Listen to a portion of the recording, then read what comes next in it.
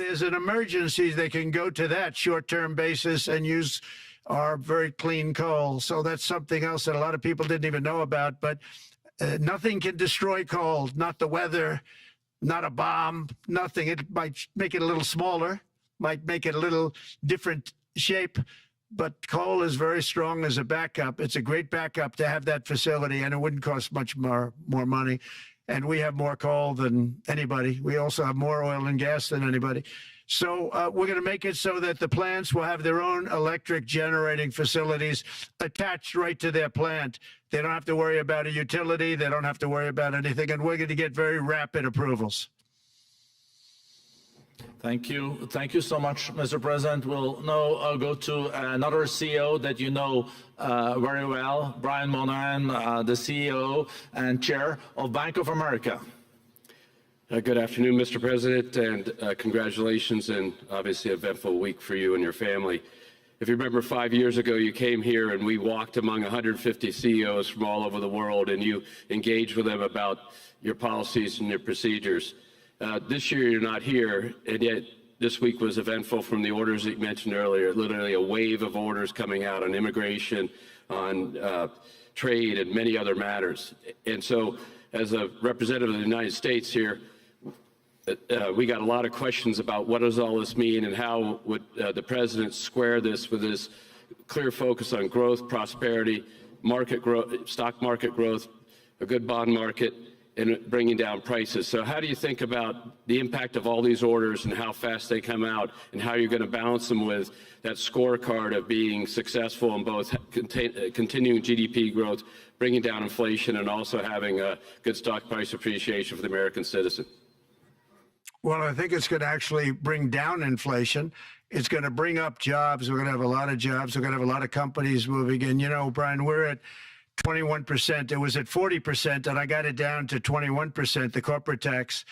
And it was actually, if you look at state and city, it was in many cases much higher than 40%. I got it down to 21%. And now we're going to bring it down from 21 to 15% if, there's a big if you make your product in the U.S. So we're going to have the lowest, just about the lowest rate. It'll be, the 21 is on the low side worldwide. The 15 is about as low as it gets. And by far the lowest of a large country, a large, you know, rich, powerful country by far, not even a contest. So we're going to bring it down to 15% if you make your product in the USA. So that's going to create a tremendous buzz. We're also probably going back to the one-year deduction where we deduct, you know, we did that originally, and that was amazing what the impact that had, the one-year deduction, which built up over a period of time, and then it expires.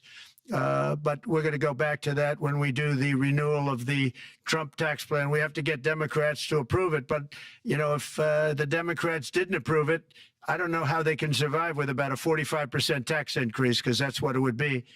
And so I think they're going to do. We've been working along with them pretty well. I think it's very hard for a political group to say, let's charge people 45% more.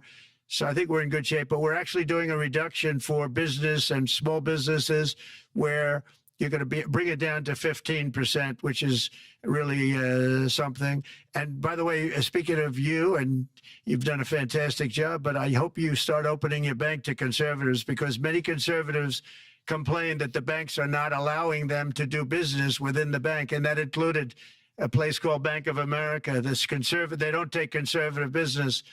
And I don't know if the regulators mandated that because of Biden or what, but you and Jamie and everybody, I hope you're going to open your banks to conservatives, because what you're doing is wrong.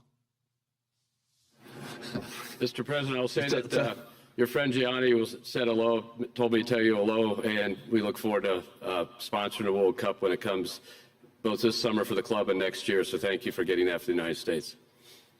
Thank you very much, Brian. Thank you, Mr. President. We'll now go to Anna Butin. She's the Executive Chairman of Banco Santander, one of the big European banks, and also in the U.S. So, Anna. Mr. President, congratulations on a historic victory. I believe you don't know me as well as my fellow panelists, so a few words. Santander is one of the largest banks in the world by number of customers, 170 million. That's more than my friend Brian or my friend Jamie have. And those, They fixed the regulation.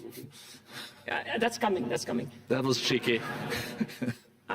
We're a big investor in the United States. We have many million customers, 12,000 employees. We're one of the largest auto lenders, and we recently launched a fully digital bank called Open Bank. We strongly believe banks have a pivotal role in the economy, and we can accelerate growth and help many more customers. That's what we're doing in the United States.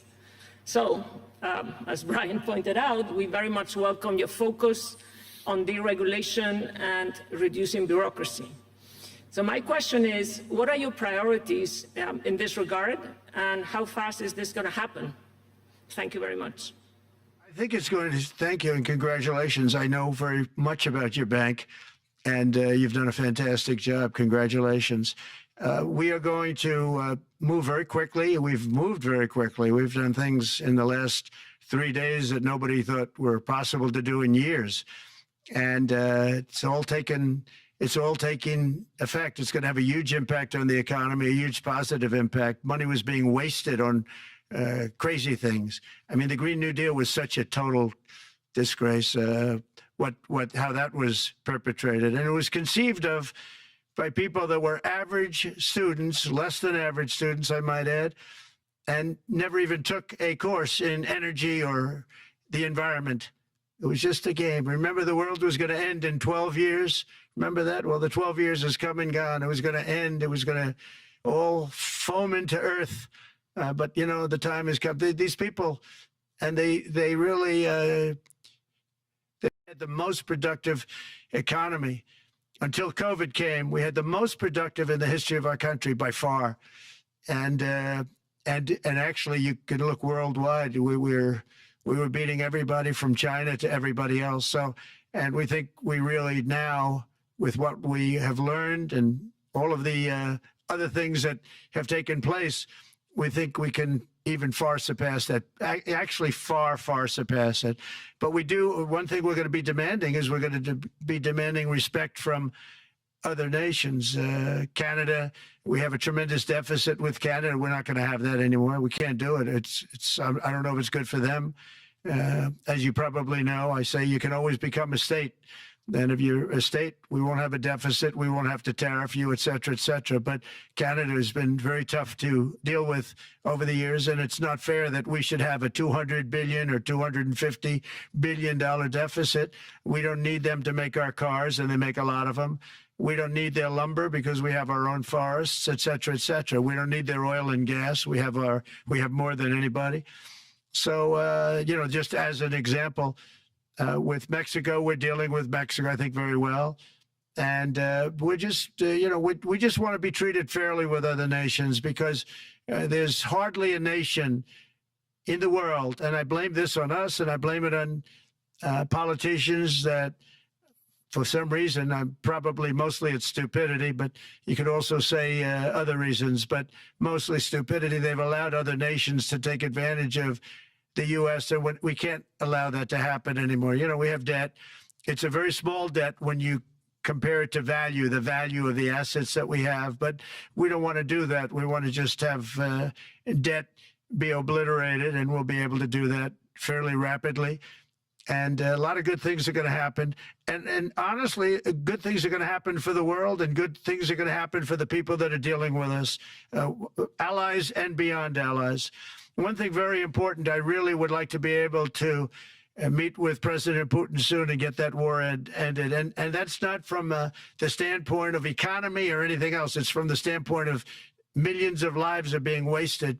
Beautiful young people are being shot in the battlefield. You know, the bullet, very flat land, as I said, and the bullet goes, there's no hiding. And a bullet, the only thing going to stop the bullet is a human body.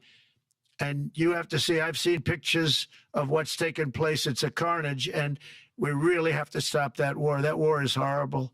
And I'm not talking economy. I'm not talking economics. I'm not talking about natural resource. I'm just talking about there's so many young people being killed in this war. And that's not including the people that have been killed as the cities are being, you know, knocked down building by building. So we really should get that stopped. Likewise, in the Middle East, I think we've made a lot of progress in the Middle East, and I think that's gonna come along pretty well. Thank you. Thank you, Mr. President. So we know that the most consequential relationship in the world is between the U.S. and China. U.S. 28% of the global economy, China close to 20. That's almost half of the global GDP. And we know that you called President Xi Jinping last Friday. We heard that you had a good discussion. How do you see the relationship between the U.S. and China in the next 4 years under your leadership? He called me, but I see it very good. I think that we're going to have a very good relationship. All we want is fairness. We just want a level playing field. We don't want to take advantage. We've been having massive deficits with China. Biden allowed it to get out of hand. He's $1.1 trillion deficit. It's ridiculous. And it's just an unfair relationship. And we have to make it just fair. We don't have to make it phenomenal. We have to make it a fair relationship. Right now, it's not a fair relationship. The deficit is massive, as it is with other countries, a lot of Asian countries, actually. But we have deficits that are very big, and we can't keep doing that. So we're not going to keep doing that. But I like President Xi very much. I've always liked him. We always had a very good relationship. It was very strained with COVID coming out of Wuhan. Obviously, that strained it. I'm sure it strained it with a lot of people, but that strained our relationship. But we always had a great relationship, I would say, and we look forward to doing very well with China and getting along with China. Hopefully, China can help us stop the war with, in particular, Russia, Ukraine, and they have a great deal of power over that situation. And we'll work with them. And I mentioned that with during our phone conversation with President Xi, and hopefully we could work together and get that stopped.